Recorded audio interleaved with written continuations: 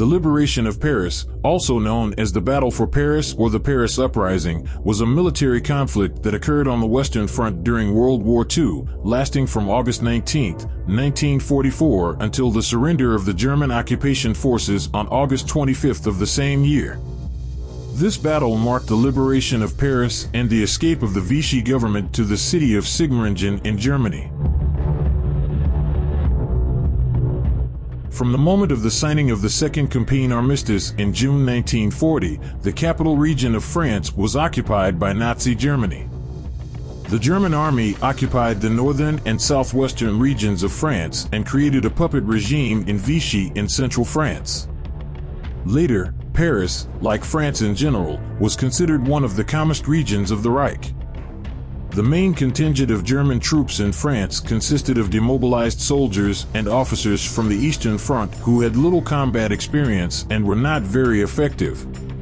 Everything changed on June 6, 1944, when Anglo-American forces under the command of General Dwight Eisenhower landed in Normandy and opened a second front in Europe. Given that the Allies outnumbered the Germans by almost 3-1 and were better armed and equipped, the tenacious German soldiers and their allies were unable to offer sufficient resistance, and by August 15, 1944, Allied armies were already standing near Paris. On the same day, the Anglo-Americans made another landing, this time in southern France, and within less than a day, they broke the resistance of the Germans and Vichy formations located there.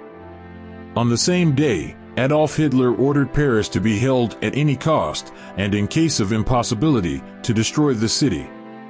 Initially, the Allies' plans included surrounding Paris and forcing the German forces there to surrender. However, later, General Charles de Gaulle and his entourage convinced the Allied command to storm the city. In anticipation of the Allied offensive, Gestapo agents and Vichy police conducted arrests on August 15, 1944, of citizens suspected of ties with the French resistance, Jews, and simply unreliable people. 2,600 people, 2,200 men and 400 women, were detained and sent to Buchenwald the same evening. On the same day, a general strike of the Parisians began, which completely paralyzed the work of almost all institutions in the city by August 18.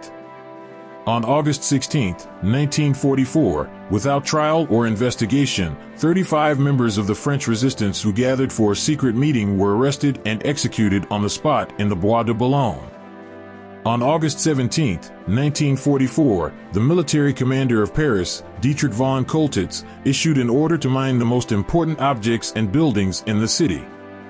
The Vichy representative, Pierre Taitinger, vainly tried to persuade Choltitz otherwise. On the evening of August 18, 1944, some parts of the Wehrmacht, employees of the occupation administration, and supporters of the Vichy regime began to leave the city spontaneously. Choltitz and the Vichy regime were left with a garrison of 20,000 people supported by 200 guns of different calibers and 80 outdated tanks and aircraft. 15,000 soldiers of the garrison were Germans, and about 5,000 were police and armed formations of Vichy supporters, possessing low combat effectiveness.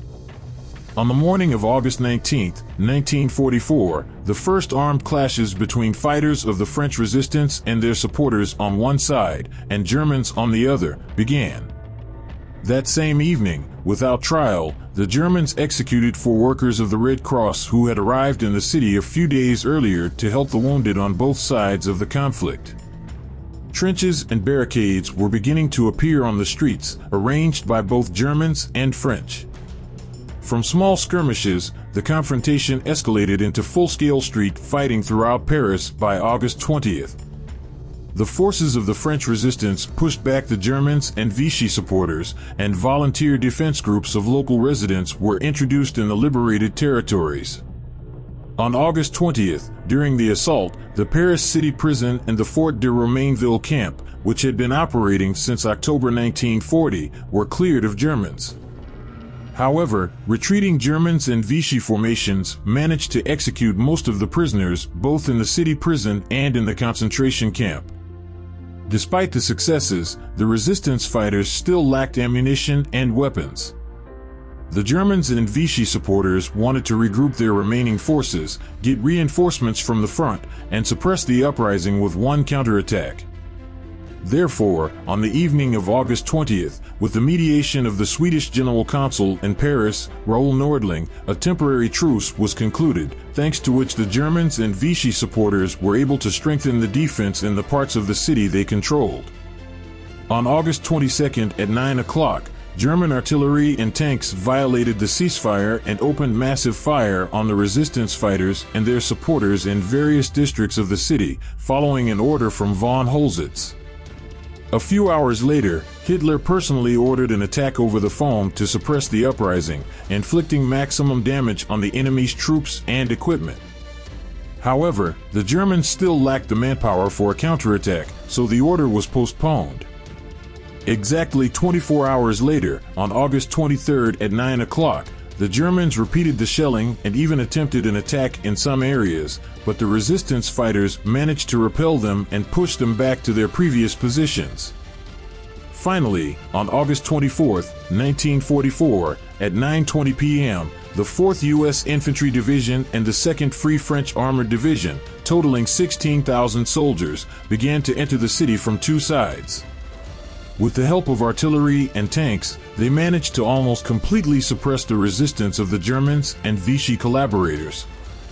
By the end of the day, the fighting continued with varying success only in the center of Paris and a few eastern suburbs. Angered by the defeat, Hitler ordered the city to be destroyed, but von Holzitz was more concerned about his own fate, so he disobeyed the order. Around 3:30 a.m. on August 25th, 1944, the last stronghold of the German Vichy defense at the Hotel Muris was subdued, where the command headquarters of Dietrich von Holzitz and his entourage were located. Von Holzitz surrendered to the Allies. Together with him, 11,800 German and about 4,000 Vichy soldiers laid down their weapons. Paris was liberated. Losses.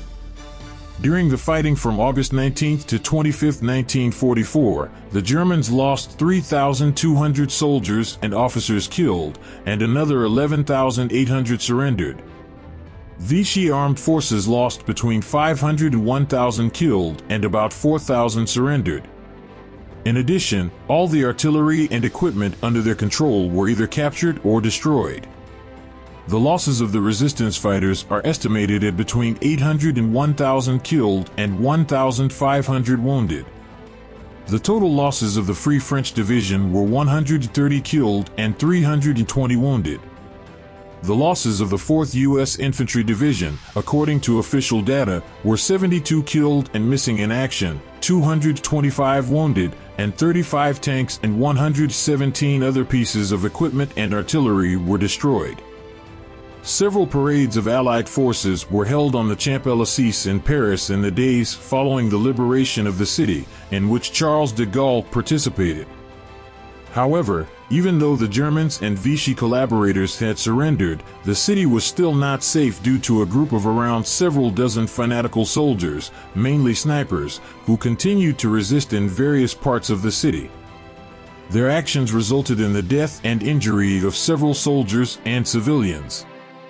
In fact, on August 29th, a German sniper on the roof of a building near the Hôtel de Crillon in central Paris fired a shot at Charles de Gaulle, who was standing on the parade, but missed and was killed by return fire. De Gaulle calmly finished his speech and left the platform. At the same time, mass arrests and executions were carried out on the most active supporters of the Vichy regime.